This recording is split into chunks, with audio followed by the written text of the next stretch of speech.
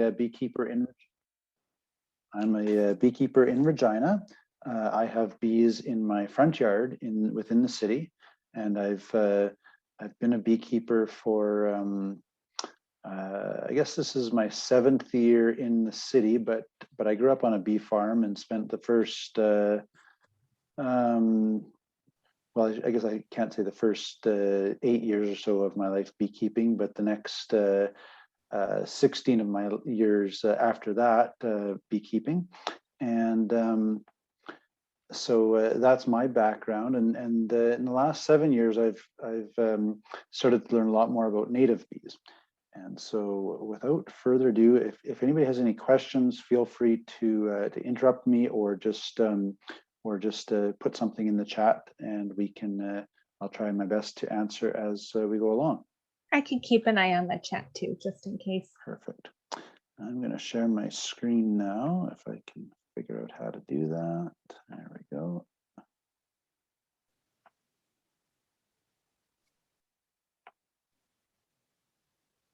All right, everybody can see that? Yeah. Good. How do I get that thing out of my, there we go. So are you seeing the presentation, or are you seeing the menu and all that sort of junk too still? Yeah, the presentation and the, oh, there we go. Yeah.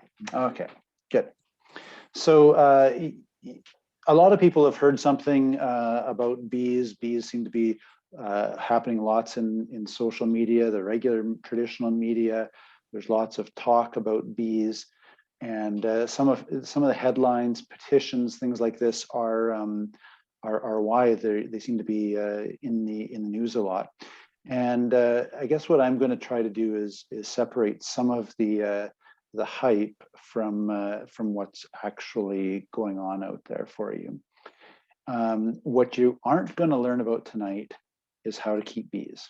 So you will not be qualified to be a beekeeper in an hour's time.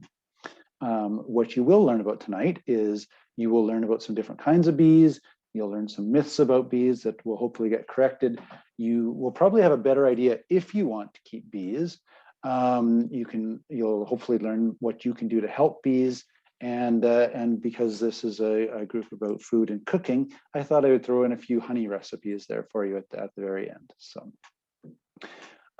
So first of all, bees, especially native bees, are very important for biodiversity, and certain bee species might kind of play a canary in the coal mine role. So there's something like 30,000 different species of bees in the world, which is a lot of them, and some of them are extremely specialized. So there's many plants that rely on one species of bee to pollinate them, and that same bee depends solely on that one plant. So it's basically a symbiotic relationship between that one species of plant and that one species of bee. And so if something like climate change messes up when that bee is kind of emerging, or when the plant is emerging, so that they're coming up at different times, that can be a real problem for both species. And so for a lot of us, we hear something, I think it's kind of innate. We hear something buzzing close to our ear. We see something buzzing around with stripes. I think for us, it's a natural, innate reaction after a few million years of evolution that our adrenaline picks up a little bit, our heart races a little bit. That's a pretty natural reaction, and it takes some practice and some experience to get over that. I can tell you that even growing up on a bee farm and having exposure to millions of bees on a semi-regular basis, but that also included experience with the pointy end of those bees. I would say I was probably well into my teen years before I got to the point where I was much calmer and able to to interact with bees and not worry about getting sun. And even now, one starts kind of buzzing around my face, I will usually choose to put a veil on at that point rather than take the chance of getting a sting in the nose or the eye.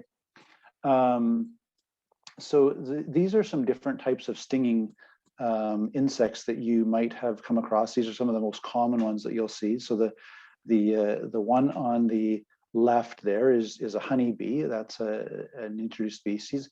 That next one is a bumblebee, or one of the many different bumblebees. We've got about 30 different kinds of bumblebees in Saskatchewan. Now this next one here, it's not a stinging insect at all. It's actually a fly. But as you can see from its markings, it looks a lot like a bee or a wasp. And again, this is an evolutionary trick that that fly, because it looks like stinging insects, it has basically been able to take advantage of the fact that lots of creatures give these stinging insects a wide berth. So just in Saskatchewan, we've got over 300 different species of native bees, and most of those do not live in nests. Most of them are solitary bees, so it's just one bee, a nest of one bee. Like I said, we have got 30 different species of bumblebees. They live in nests, but the majority of our bees, do not live in nests or colonies. They just find a hole. Most of our native bees are ground nesters, which of course makes sense because, for the last several thousand years, anyways, if not longer, Saskatchewan wasn't a place where there was lots of trees. Native bees are much more effective pollinators of many plants, especially native plants. So some types of bees, like most of the bumblebees and honeybees, are what we call generalists. So they'll go to several different flowers, whatever their tongue will fit. Honeybees, for instance, can be extremely selective and picky about what flowers they go to. For instance, in Regina, where there is a wide range of flowers available to honeybees, most times of the year, honeybees will pretty much ignore dandelions. But if you go 6 miles north of town, you're outside of the city, you're in a far more rural setting. I have a friend who's a beekeeper there. And the floral options are not nearly as much, and so in his yard, the bees go after dandelions with a passion because they've got fewer, slimmer pickings. Native bees are harder to track. Of course, they're a tiny little creature, and we can't put a big 3-pound GPS tracking unit on them.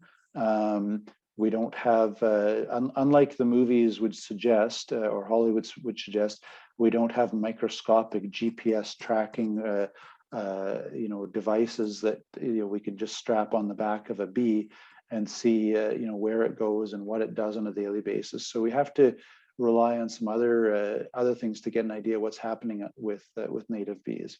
But we do have some evidence that many of our native bee populations are in decline, not all of them. So what is happening with a lot of species that you'll see right now is that generalists are, maybe interacting with humans quite well. So for instance, a bird that is a generalist, the Canada goose, we see all kinds of Canada goose.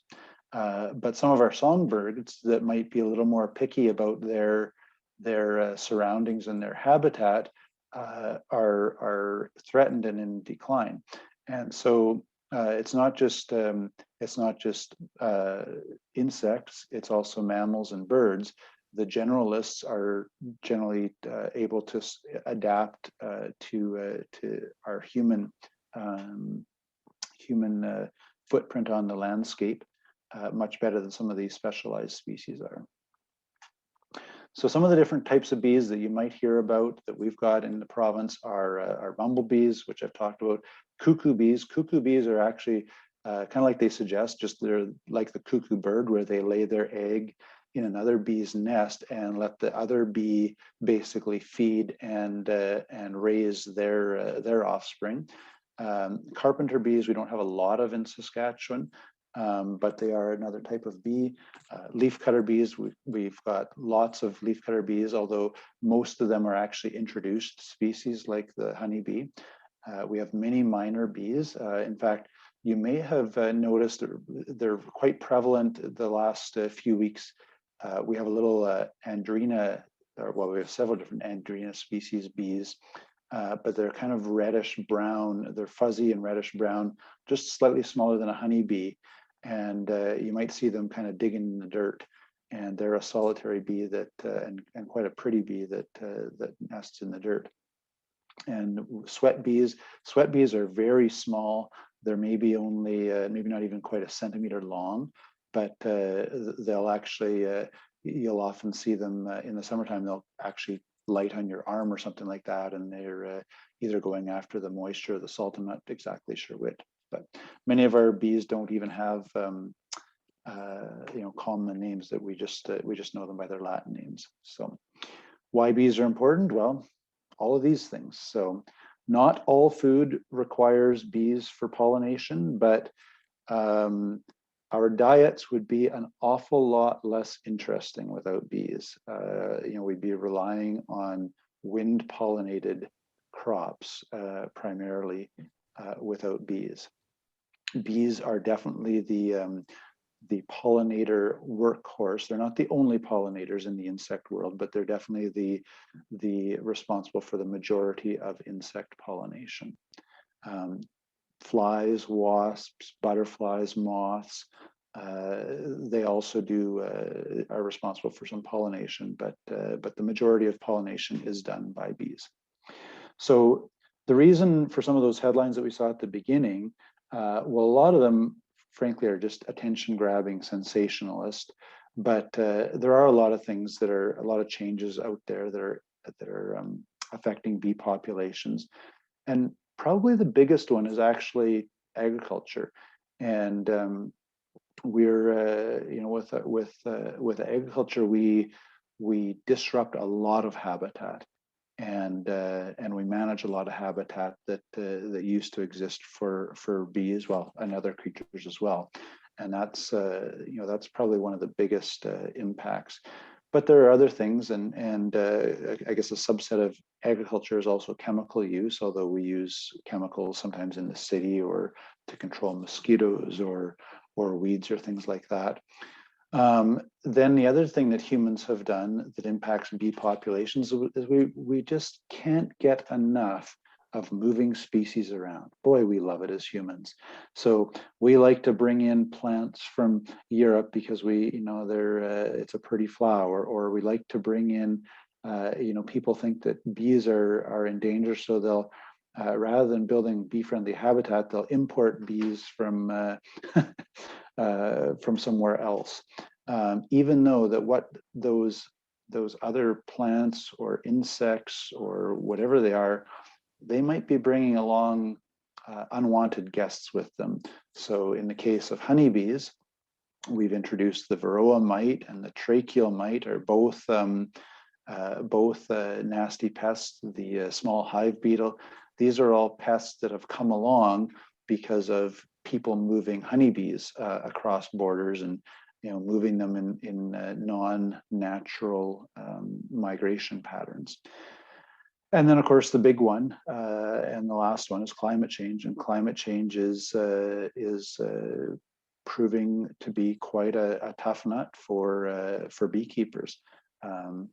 Where my family's farm is, the weather has changed quite a bit from when my dad and uncles started beekeeping, and we're having cooler, wetter springs.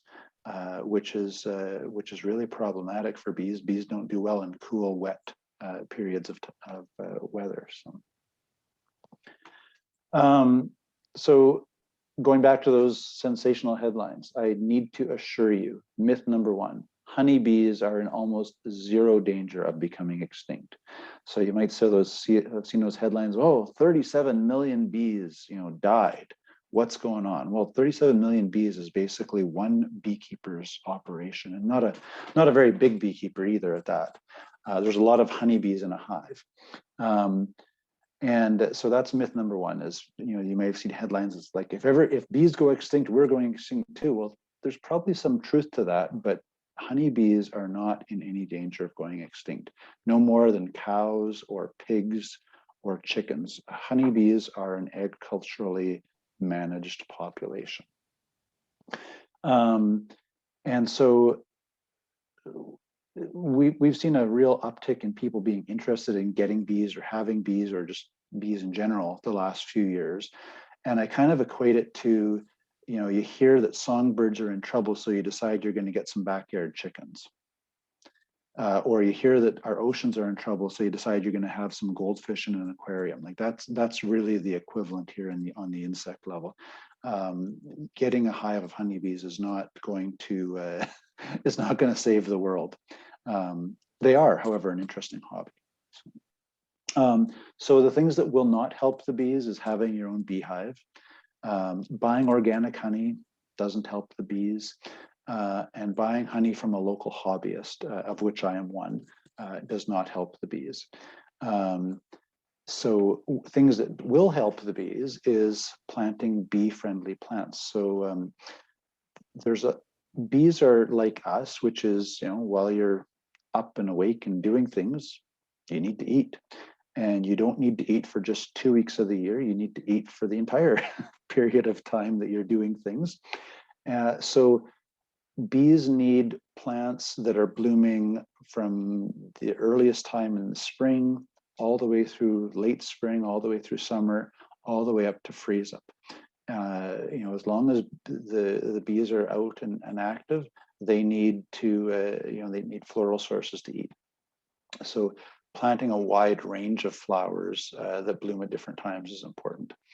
Protecting existing native habitats. So in Saskatchewan, we actually have some of the most threatened global habitat in the entire world. So the most threatened habitat in the world is not actually the rainforest. It's the Amazon tropical rainforest is not the habitat that is declining at the fastest rate.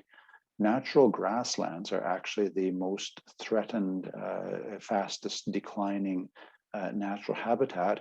And native grassland is actually not just all grass like it might sound.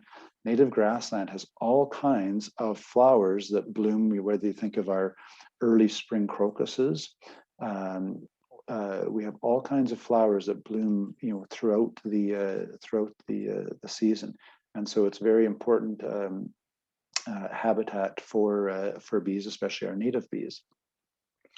You can create habitat, so a habitat for bees isn't flowers. Flowers is what they eat, but some bees build nests using mud, and so having a source of mud is important for some bees. Water is important for all bees, just like it is for us. So having a source of water. Undisturbed soil is important. Natural wood, so not treated wood, but natural wood that is exposed. So some bees will use that wood to, especially once it's weathered and aged and starting to rot, they'll drill little holes in there and make nests there. I'm sure at times my yard looks a bit messy because I keep all my old stocks. So I keep my old sunflower stalks, my old raspberry canes, and the old Heliopsis stems and stuff like that. I won't leave them standing in the yard, but I do kind of bundle them all up and stick them off in the corner, because those are a very popular habitat for some bees. Hedgerows, windrows, pasture, ditches, unused buildings are very important habitat for especially bumblebees. And wetlands, of course, are also important. So those are all things that you can do to create habitat for bees. Avoiding the use of chemicals. Now, not all chemicals are the same. So there's, of course, we have insecticides, we have herbicides, and herbicides for the most part don't impact bees directly. So, I'm sure it's not exactly good for their health if you spray Roundup on them, just like it isn't good for our health if you spray Roundup on us. But it's also not going to kill us immediately. And I think that's the same with bees. But what herbicides do is they have an indirect impact, which is they kill what we call weeds. And many of those weeds are the bees' food. So we do have an indirect impact when we use herbicides, in that we're reducing the amount of food available for the bees. Insecticides, on the other hand, are intended to kill insects. And we haven't figured out, either we haven't figured out or we don't really care, and it could be a combination of both, but we haven't really figured out how to have very selective insecticides. So generally, if it kills one kind of insect, it's probably close to lethal for most, if not all, insects.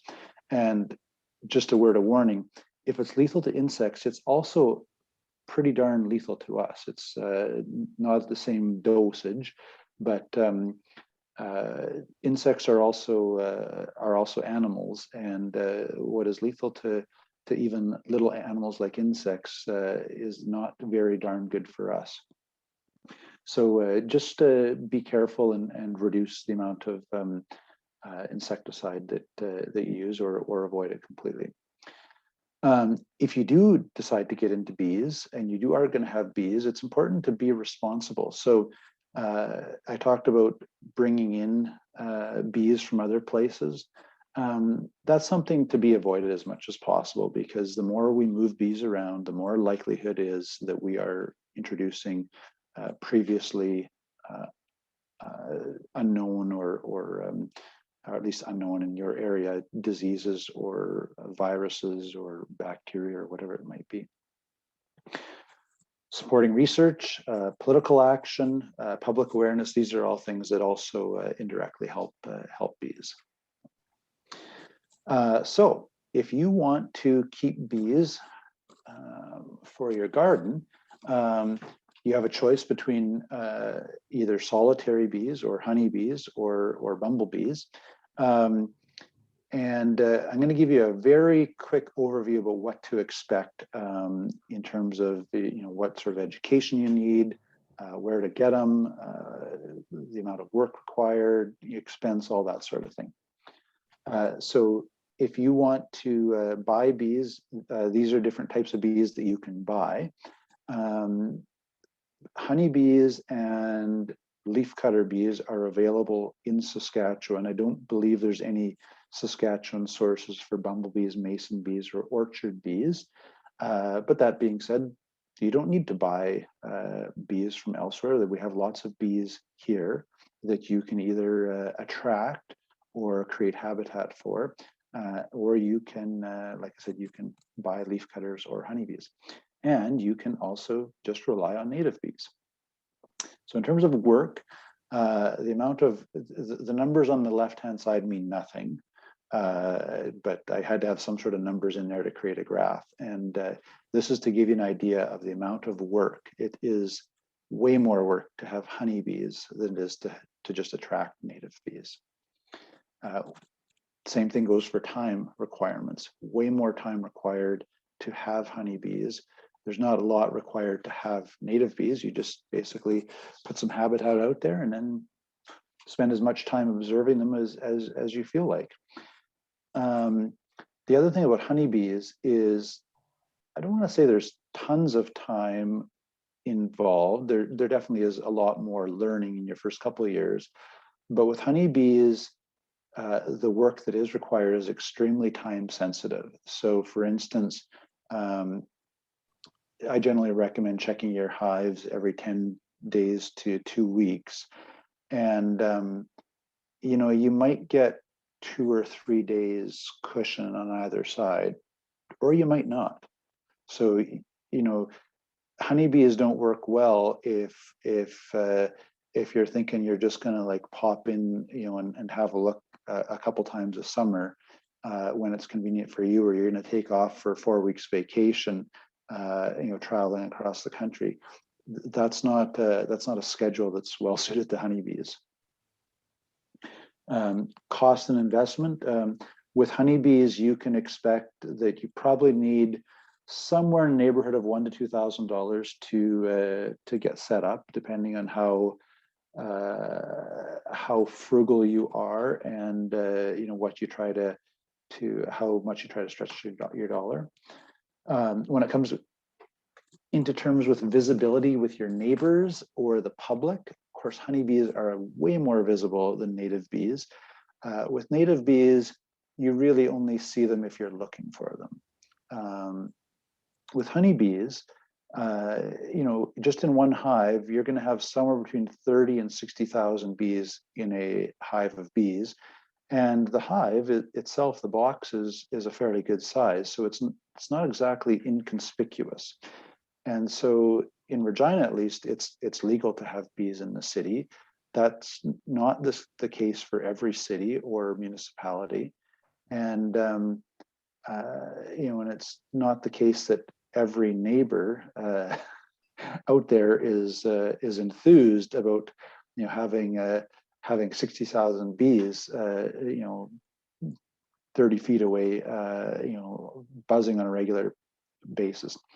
To give you an idea or an example of that, there's a beekeeper in the city who's kind of been my a little bit of an annoyance, because he's single-handedly been responsible for, to my knowledge, all of the complaints to the city, because he's having difficulty keeping his bees from bothering his neighbors. And it's partly his choice of neighbors was poor, but it's also partly the way he keeps his bees. So I can tell you that his one set of neighbors don't really appreciate a steady stream of several hundred bees a day in their hot tub. So they would prefer to use their hot tub without the company of bees.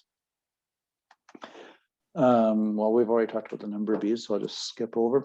Value to the ecosystem. You know, honeybees are like any other introduced species. They're not, I don't want to say they have zero benefit to our ecosystem, but the benefit of our native bees is far greater than honeybees. Now, one of the reasons you've seen headlines about, you know, our food being threatened by bees, well, partly it's sensation, of course, but an awful lot of our food comes from places like California. And California and other places where, you know, so much of our food comes from really depends a lot on honeybees. So in the United States, for instance, it's fairly regular beekeeping practice for a beekeeper in Florida to you know, to have his bees in Florida for a few weeks a year, for maybe it's for the orange pollination, and then he loads up all his bees and drives them to California for the almond pollination, and then he drives them up to North Dakota, and they you know, they spend you know, a month up in North Dakota, you know, in the summertime. You know, that's kind of the norm for American beekeepers. Is my dad says they're not beekeepers, they're truck drivers, because they're always moving their bees around. So it's an entirely different kind of model. But if it wasn't for you know, if the Americans have trouble with their honeybee population, it is going to have an impact on the amount of food that they're able to produce, which has an impact on our grocery store. But rest assured, we're not in any danger of starving, but it might impact prices. And then lastly, legal liability. So although the chance of getting sued or fined for having honeybees isn't high, there is a possibility, and my regular day job is being a lawyer, so this is something I actually pay attention to. Whereas native bees, I mean, nobody can fine you for having, you know, a perfectly natural creature in your yard that's just chosen to live there. So here's some examples of bee-friendly habitat. That top right image is basically a water dish with marbles. So bees don't like deep water. They need they like a wet surface where they can grab a bee-sized drink without getting their feet or their wings wet. They're just like some land birds, is they don't want their wings to turn all soggy. They need to, if the water's too deep, they'll drown. A dripping hose will provide enough water for bees. Even one drip of water, is probably enough water to to give 100 bees a drink. Undisturbed soil we talked about already. So if you just have basically a no-till garden, that's going to be providing some nice habitat for bees like the Andrena species. There's some dead stalks, dead pithy stalks. You can buy the bee hotels or the bee houses like in the bottom left, or you can make the one kind of second from the left there. Those do work. And then just having like an old weathered wood pergola or fence or things like that. These are also options. So you might see a field of flowers and you think, wow, the bees are going to be happy. And you're right, they will be happy for the week that field is blooming. But like I said, they need food all season long, not just for 1 or 2 weeks when the canola is blooming. And so if you look at an area of the province where you've got it's the canola from property line to property line, all the way up to the road, and then it's wheat, and then it's barley, and then it's back to canola again. Well, if you don't have any hedgerows in there, or windrows or ditches, you've basically got no place for either honeybees or native bees to work or live. So it's not actually that bee friendly. My sister calls that a bee desert because bees need habitat where they can live in order to do the pollination work. So honeybees fly up to about 5 kilometers away.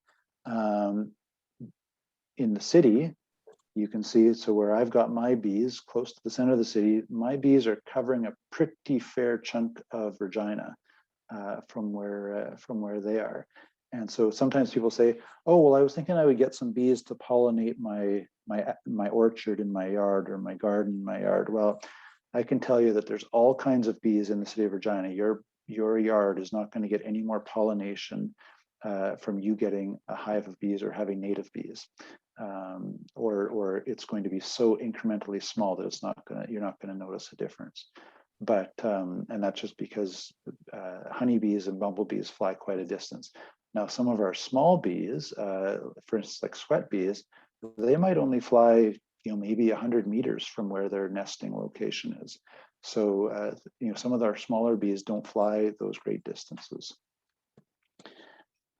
One of the important considerations for urban beekeepers is not just considering our neighbors, but considering public relations. And while it's always a little bit exciting when somebody has a vehicle covered in bees, in the middle of the Costco parking lot, that happened last summer, by the way, it just doesn't make for good public relations. And generally speaking, as beekeepers, we're trying to avoid our bees being a nuisance.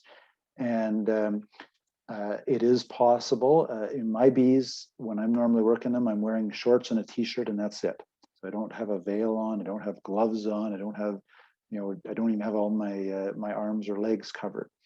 But the other beekeeper I was talking about who's had some complaints, when he goes and looks after his bees, he's like taped up from head to foot. He's wearing what looks like a hazmat suit. And I can tell you that when your neighbor sees you going out like that, they think, oh, these bees are something to be extremely fearful of because look at how my neighbor who's the beekeeper is treating them. My neighbors are not, they're cautious around bees, but they're not concerned about them. But his neighbors have a little different viewpoint.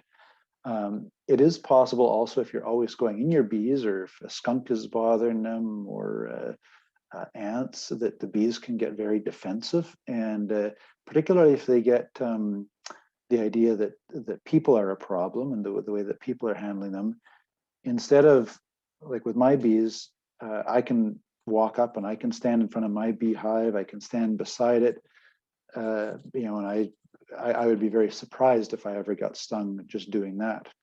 But it's also possible, if you're, not a bee whisperer and you're often in your beehive, that the bees might come out and greet you from 30 or 40 feet away and say, one of those two-legged creatures, you're a problem, we've dealt with you before. And they come out bearing pitchforks and torches. That's not really good beekeeping for the city. You don't want your neighbor to end up like that.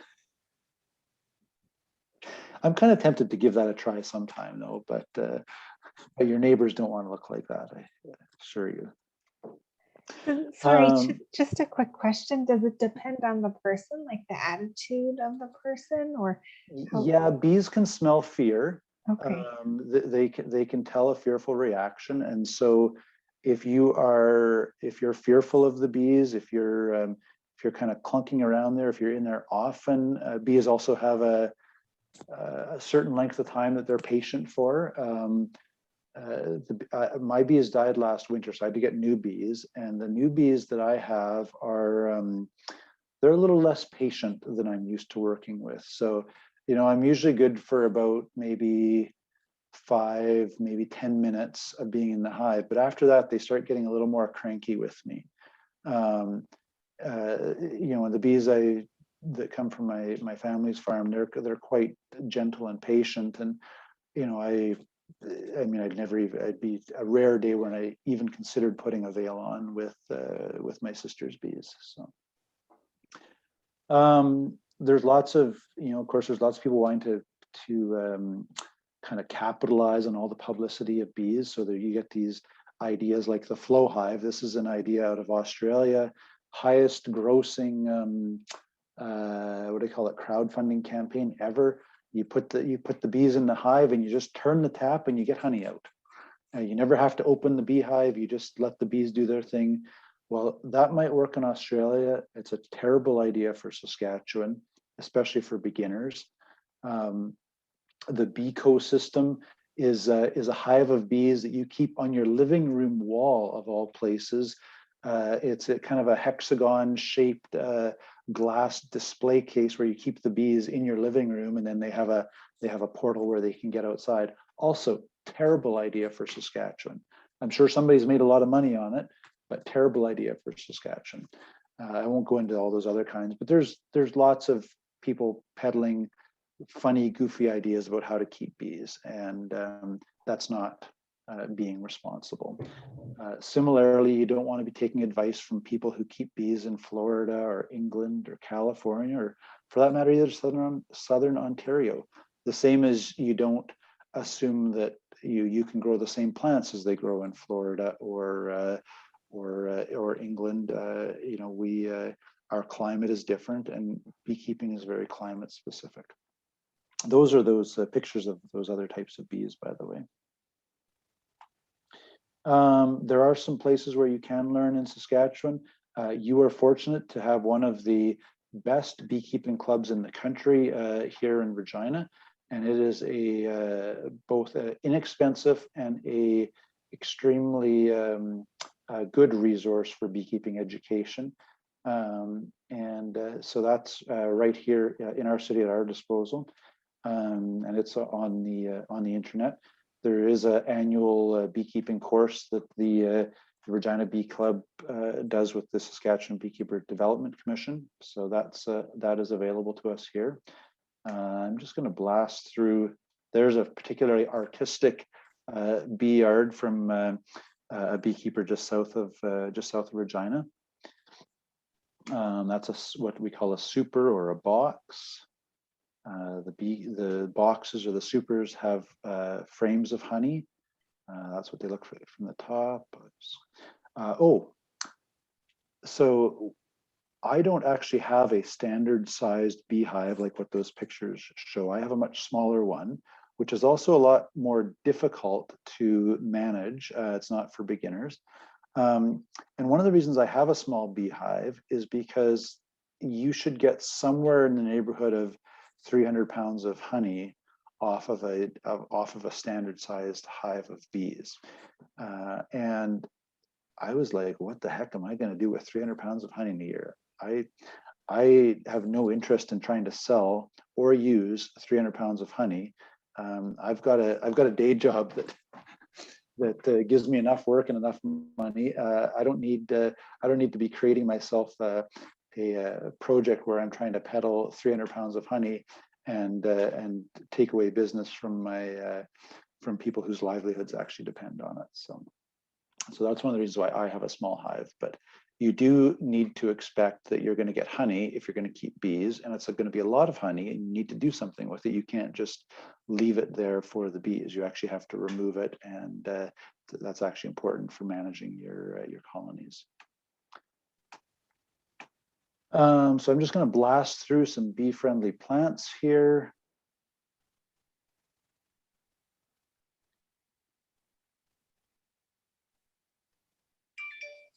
Willow and maple are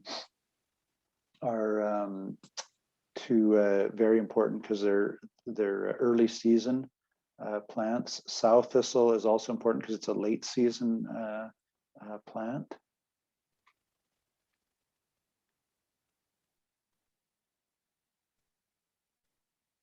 Creeping Charlie is another one of those very early flowers.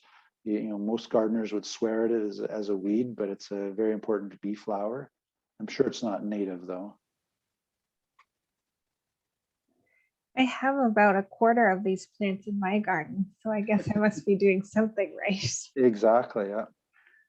For the most part, flowers that have single blooms as opposed to a double blossom, the more complex, frilly double blossoms that have been, gardeners have bred them over many generations of selective breeding. Those are generally not as good for bees as a single, more shallow blossom. The size and the shape of the blossom, it also depends what type of bees can go there. Your two most common bedding plants or garden center flowers, petunias and impatiens, neither one of those are much good for bees.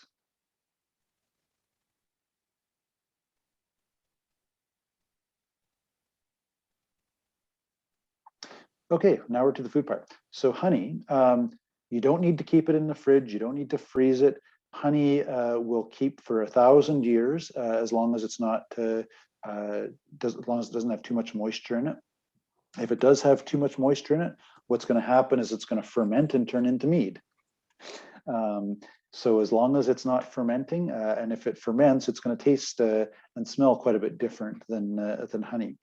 But as long as it's not fermenting, then it will keep pretty much indefinitely.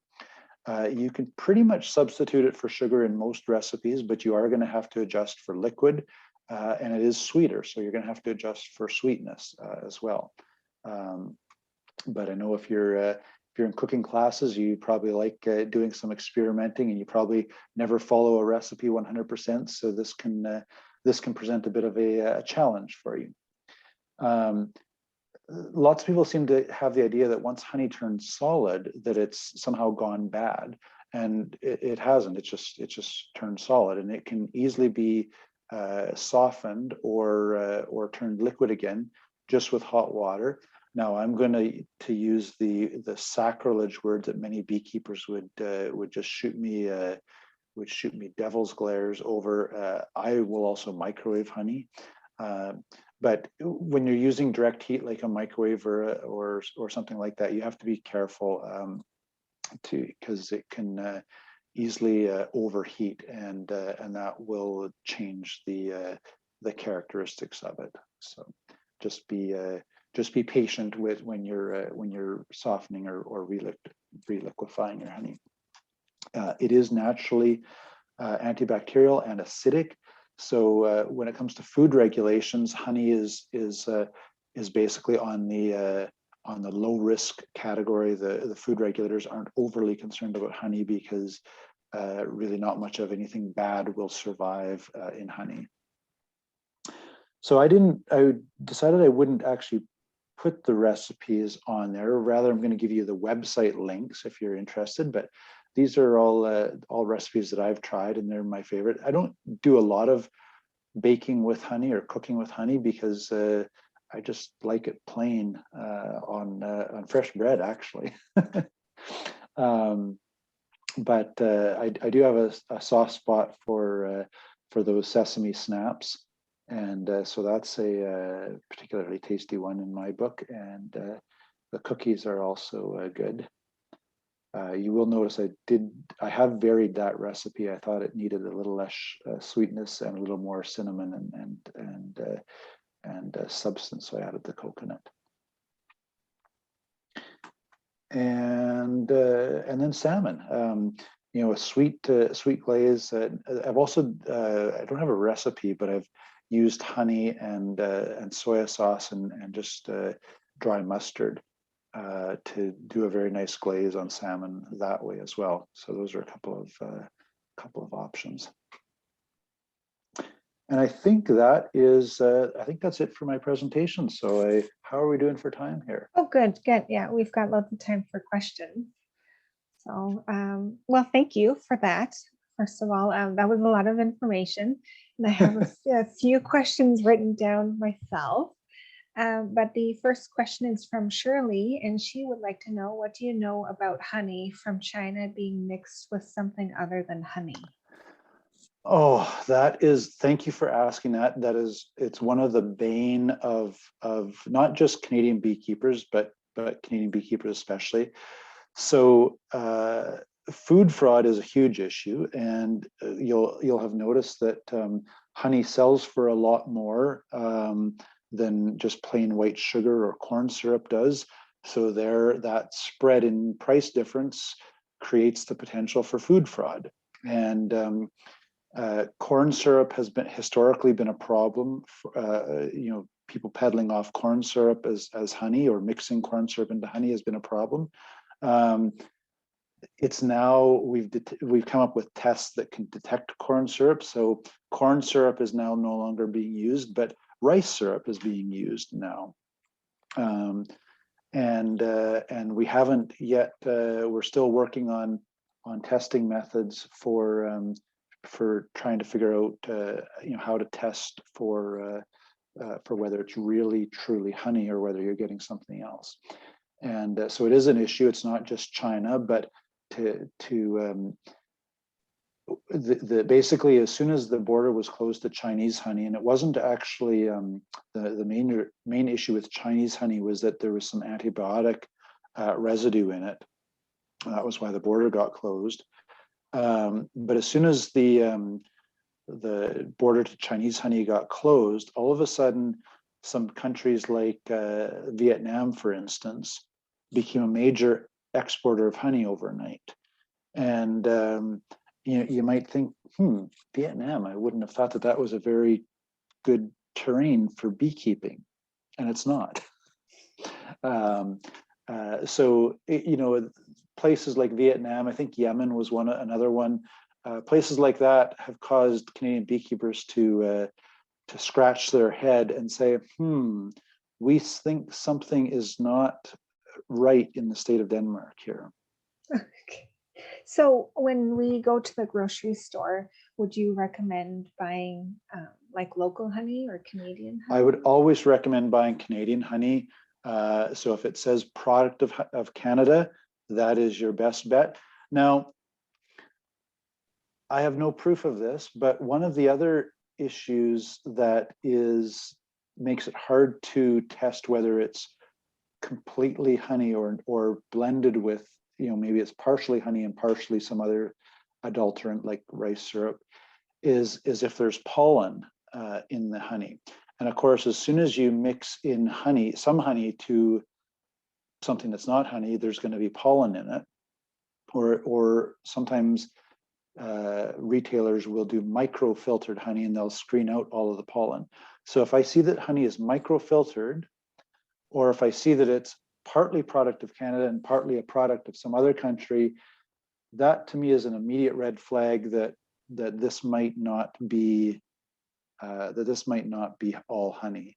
And so if you're buying something that is 100% product of Canada, you're very high chance that you are getting Canadian honey.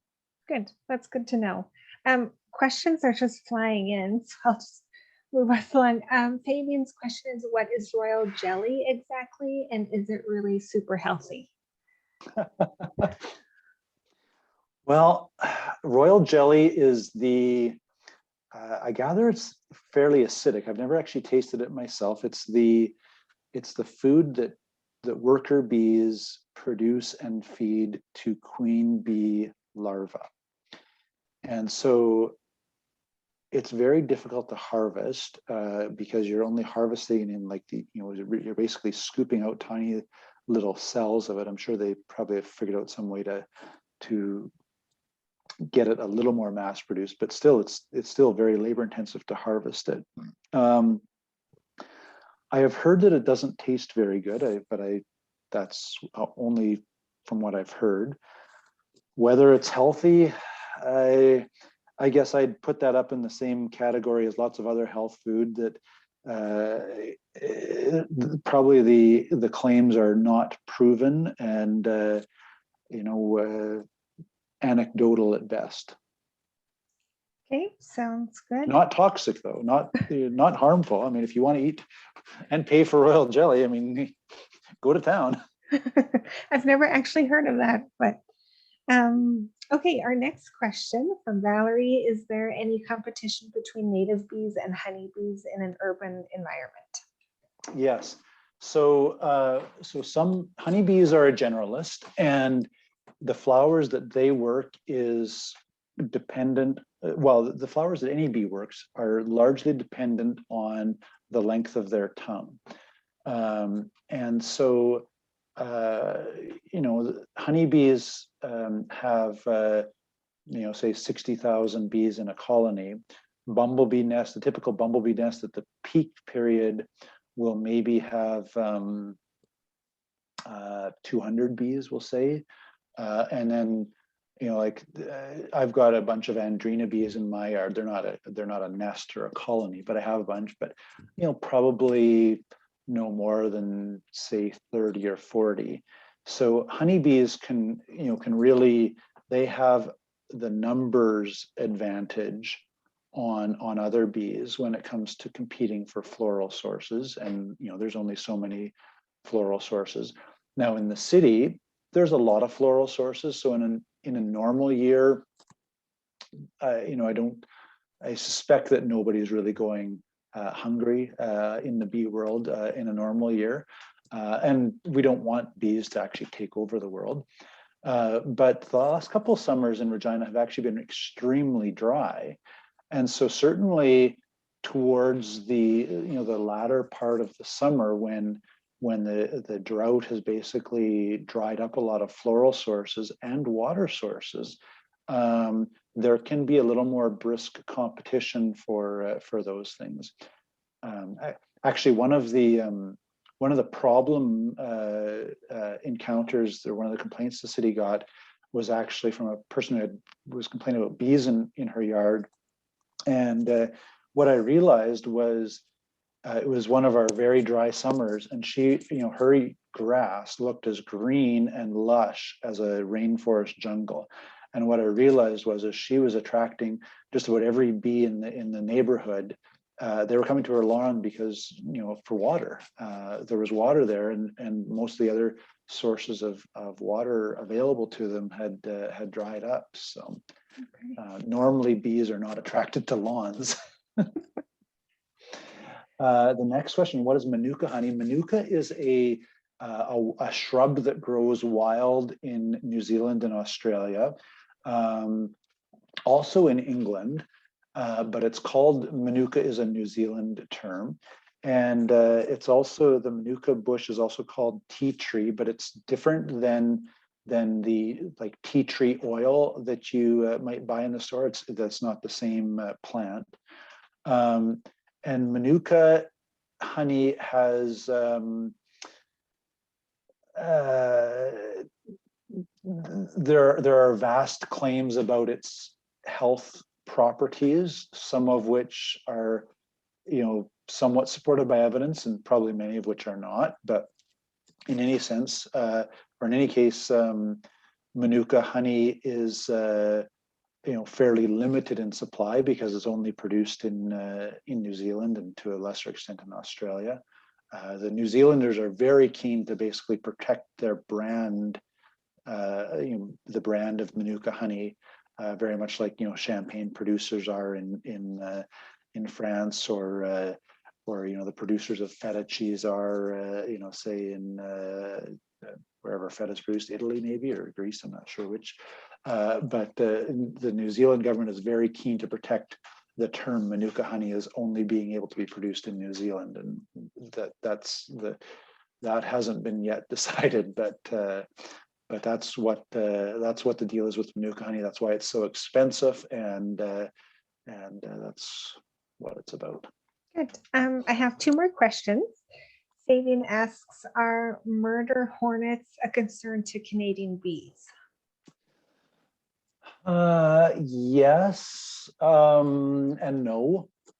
So it's a little too soon to say. We think that our winters, at least on the Canadian prairies, are going to keep murder hornets away from us.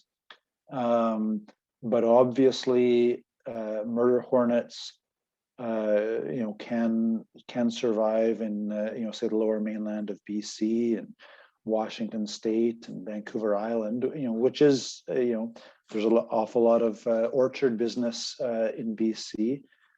So that there is some concern about murder hornets affecting the beekeepers there.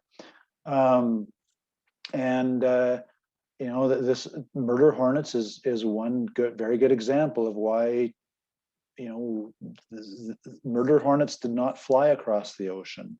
They arrived here with the help of humans. So that's, it's one of those reasons why we don't like to move bees around is for, now murder hornets didn't come with a shipment of bees, they came with a shipment of something else, but they could become a problem. And of course, with climate change, we are discovering that pests that the cold previously kept away, like say the pine bark beetle,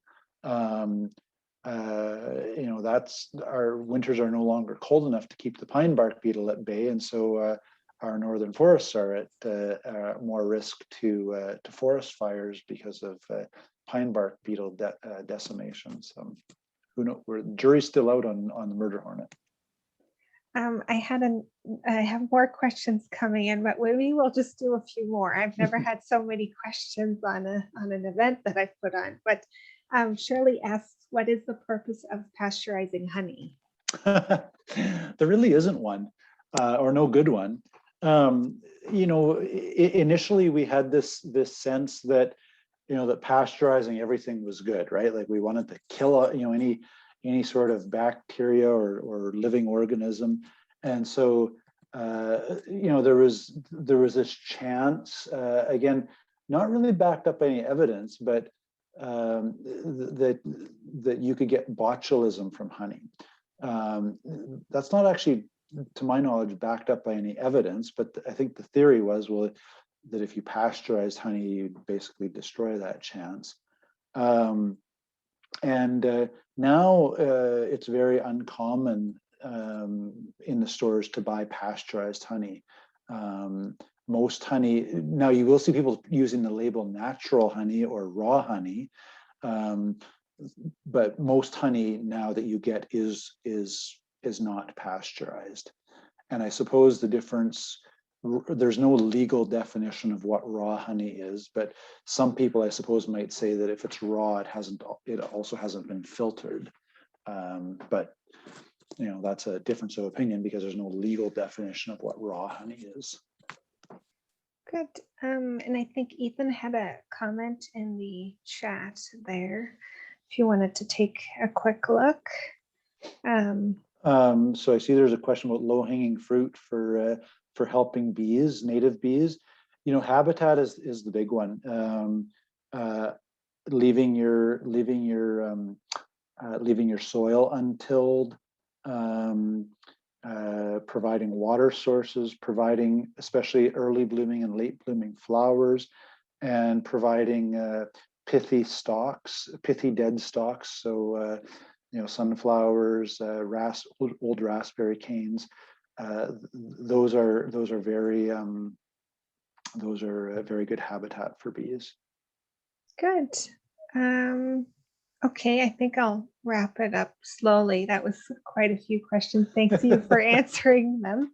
If you guys have any more questions, I strongly encourage you to reach out to the Regina and District Bee Club. That Jens is part of.